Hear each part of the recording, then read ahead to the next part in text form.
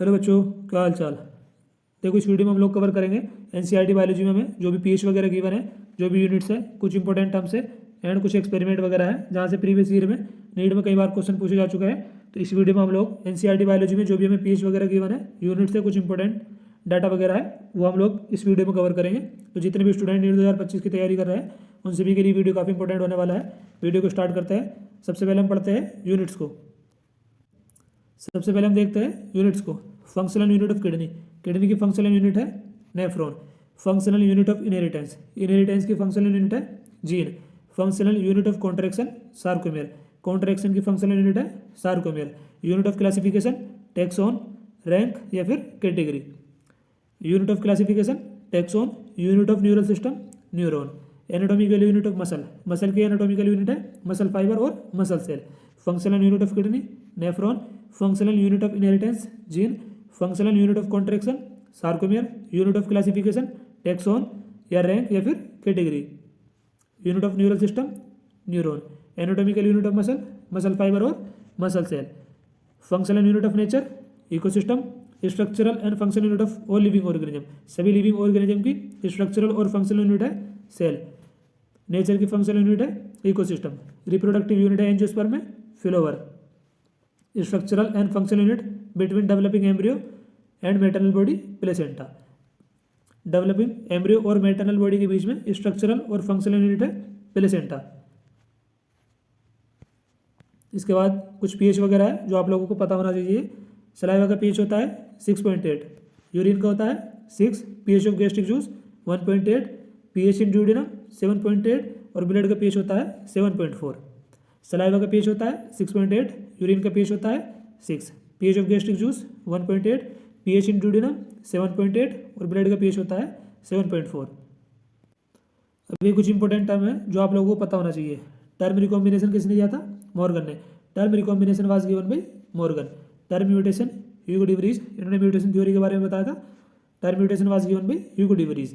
Term linkage Morgan and term chromatin was given by Flemming. Term virus Ivanovsky. Term recombination Morgan ने दिया था। Term mutation Hugo de Vries ने। Term linkage Morgan ने। Recombination और linkage दोनों term के बारे में मॉर्गन ने ही बताया था। Term recombination and linkage was given by Morgan. Term chromatin Flemming and term virus was coined by Ivanovsky. Term biodiversity was popularised by Edward Wilson. अभी डाटा है human related, data of NCERT biology for humans. Humans के लिए data है, इसको देखते हैं। Weight of kidney, kidney का weight होता है 120 से 170 ग्राम। वेट ऑफ लीवर 1.2 से 1.5 किलोग्राम। वेट ऑफ किडनी 120 से 170 ग्राम। लीवर का वेट होता है 1.2 से 1.5 kilogram. Number of lobes in liver, liver में लोब होते हैं 2। सलाइवरी ग्लैंड का नंबर है 3 pair. Number of salivary gland 3 pair. Number of lobes in liver 2। Number of portion in stomach, stomach में पोर्शन कितने होते हैं? 4। कौन कौन से? Cardiac, fundic, body and pyloric. 4 portion होते हैं स्टोमक में। Number of portion in stomach 4। पहला है कार्डिक, दूसरा है फंडिक, तीसरा है बॉडी और चौथा है पाइलोरिक। नेक्स्ट पॉइंट है stomach store food for. Stomach में फूड कितने घंटे के लिए स्टोर रहता है? तो 4 से 5 घंटे के लिए स्टोमक में फूड स्टोर रहता है। Stomach store food for 4 to 5 hour. Next point है ब्रीदिंग रेट 12 से 16 टाइम पर मिनट। ब्रीदिंग रेट 12 से 16 टाइम पर minute. Percentage of water in plasma, plasma water की परसेंटेज होती है 90 से 92%। Percentage of water in human cell, human cell में वाटर की परसेंटेज है 70 से 90%। सोलिबिलिटी कार्बन डाइऑक्साइड की 20 से 25 टाइम हायर होती है ऑक्सीजन के कंपेरिजन में। Total thickness of diffusion membrane less than 1 millimetre. Breathing rate 12 से 16 टाइम पर मिनट। व्यक्ति 1 मिनट में कितनी बार सांस लेता है? 12 से 16 बार। Percentage of water in plasma 90 से 92%। Percentage of water in human cell 70 से 90%। सोलिबिलिटी कार्बन डाइऑक्साइड की ऑक्सीजन के कंपेरिजन में 20 से 25 गुना ज़्यादा होती है। Total thickness of diffusion membrane less than 1 millimetre, ये लेस देन होती है, इसको ध्यान रखना, मोर देन नहीं होता। Total thickness of diffusion membrane अगर ऑप्शन में लिखा हुआ है मोर देन 1, मोर देन नहीं होने का, लेस देन होता है, तो इसको आप लोग ध्यान रखोगे, less than 1 millimetre. Nobel prize Fleming, Chain और फ्लेरो को मिला था 1945 में। मेलविन केल्विन को नोबेल प्राइज मिला था 1961 में। फ्लेमिंग, चेन एंड फ्लेरो को 1945 में। वाटसन, क्रिक एंड विल्किंस को 1962 में।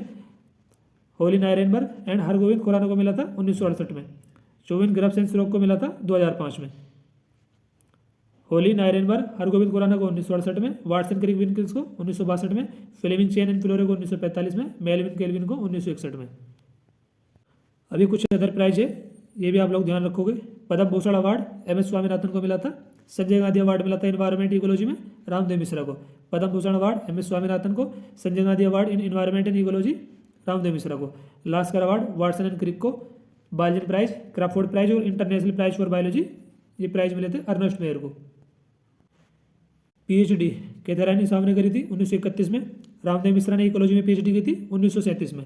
जी रामचंद्रन ने 1949 में, वाटसन ने 1950 में, क्रिक ने 1954 में एंड मेलविन केल्विन ने 1935 में। इसके बाद है एक्सपेरिमेंटल मटेरियल। प्रिजलर ने एक्सपेरिमेंट किया था मिंट प्लांट पर। एंजलमैन ने एक्सपेरिमेंट किया था क्लेडोफोरा ग्रीन एल्गी पर। वॉनिल ने एक्सपेरिमेंट करा था purple and green sulphur bacteria पर। मेंडल ने वर्क किया था गार्डन पी पाइसम सेटाइवम पर। ह्यूगो डिवरीज ने वर्क किया था इवनिंग प्रिमरोज पे और इन्होंने म्यूटेशन थ्योरी के बारे में बताया था। प्रिजलर ने एक्सपेरिमेंट किया था मिंट प्लांट पर। एंजलमैन ने एक्सपेरिमेंट करा था क्लेडोफोरा ग्रीन एल्गी पर। वॉनिल ने एक्सपेरिमेंट करा था purple and green sulphur bacteria पर। मेंडल ने वर्क किया था गार्डन पी पर। ह्यूगो डिवरीज ने इवनिंग प्रिमरोज पर। नेक्स्ट पॉइंट है मॉर्गन ने वर्क करा था ड्रोसोफिला मेलानोगास्टर पर। ग्रिफिथ ने एक्सपेरिमेंट में, ग्रिफिथ का एक्सपेरिमेंट था स्ट्रेप्टोकोकस न्यूमोनी पर। इन्होंने ट्रांसफॉर्मिंग प्रिंसिपल के बारे में बताया था ग्रिफिथ ने। हर्से एंड चेस का एक्सपेरिमेंट था बैक्टीरियोफेज पर और इन्होंने ये बताया था कि डीएनए ही जेनेटिक मटेरियल है। मीजेसल और स्टाल ने इकोलाई पर एक्सपेरिमेंट किया था। टेलर ने वर्क किया था विसिया फाबा पर। मेलविन केल्विन ने एल्गल फोटोसिंथेसिस पर। नेक्स्ट है size in NCERT biology. Diameter of pollen grain. Pollen grain का डायमीटर होता है 25 से 50 micrometre. Diameter of RBC 7 micrometre. Smallest living cell, सबसे छोटी लिविंग सेल है mycoplasma. Smallest living cell mycoplasma. Largest cell egg of an ostrich. Typical eukaryotic plant cell का size होता है 50 माइक्रोमीटर। बैक्टीरिया का साइज होता है 3 से 5 माइक्रोन। वायरस 0.02 से 0.2 micrometre. Diameter of Golgi body cisternae, Golgi body cisternae का diameter होता है 0.5 से लेकर 1 माइक्रोन। डायमीटर ऑफ माइट्रोकॉन्ड्रिया 0.2 से लेकर 1 माइक्रोमीटर। लेंथ होती है माइट्रोकॉन्ड्रिया की 1 से लेकर 4.1 माइक्रोन। लेंथ ऑफ क्लोरोप्लास्ट 5 से 10 micrometer.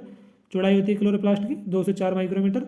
Length of E coli DNA, E coli के डीएनए की लेंथ कितनी होती है 1.36 millimetre. Length of human DNA 2.2 metre. Length of E coli DNA 1.36 mm। Length of human DNA 2.2 metre. Scientist and related विल। Ernst Mayr एक evolutionary biologist थे। सिलेडिन एक German botanist थे। Swan British zoologist. वॉनिल माइक्रोबायोलॉजिस्ट थे।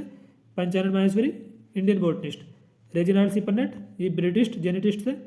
अल्फ्रेड वालेस थे naturalist. Lamarck French naturalist. Edward Wilson sociobiologist. Paul Ehrlich Stanford ecologist थे। Ramdev Mishra Indian ecologist. Paul Ehrlich Stanford ecologist. Ramdev Mishra Indian ecologist. Jacob geneticist थे। Monod biochemist. Alexander von Humboldt German naturalist and geographer.